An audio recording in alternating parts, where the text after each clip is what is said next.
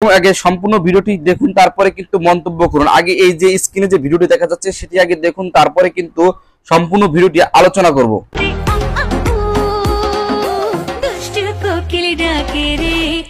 বর্তমানে কিন্তু তুফান ঝড়ে চলছে পুরো বাংলাদেশ তথা পুরো বিশ্ব। কারণ হচ্ছে তুফান কিন্তু এবার মুক্তি পেতে যাচ্ছে বিভিন্ন দেশে, লন্ডন, আমেরিকাতে বা বিভিন্ন দেখা যাচ্ছে কানাডা, বিভিন্ন বিদেশে কিন্তু মুক্তি পেতে যাচ্ছে কিন্তু তুফান সিনেমাটি। কারণ হচ্ছে দেখেন, তরুণীটি কিন্তু তুফান মুভিটি দেখতে গিয়ে কিন্তু উড়াধুরা নাচে দিলে সিনেমা হলে গিয়ে।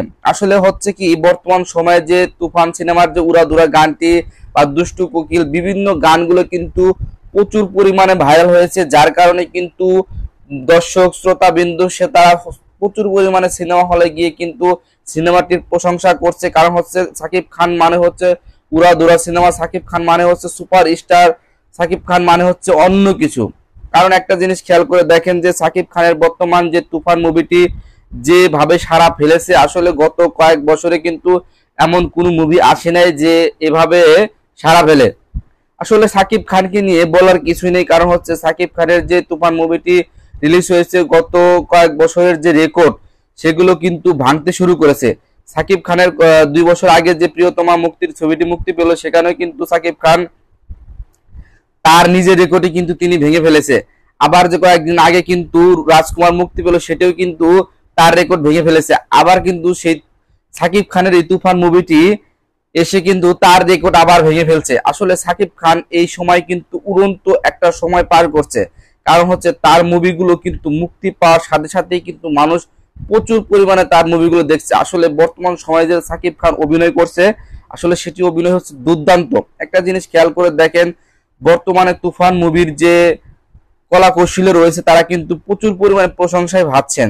বিশেষ করে রায়হান রাফির পরিচালকের যে একটা প্রশংসা করছেন সবাই, কারণ তিনি এত সুন্দর একটা ছবি দর্শকদের মাঝে একটা উপহার দিয়েছেন, এটি করে সবাই কিন্তু অনেকটাই খুশি।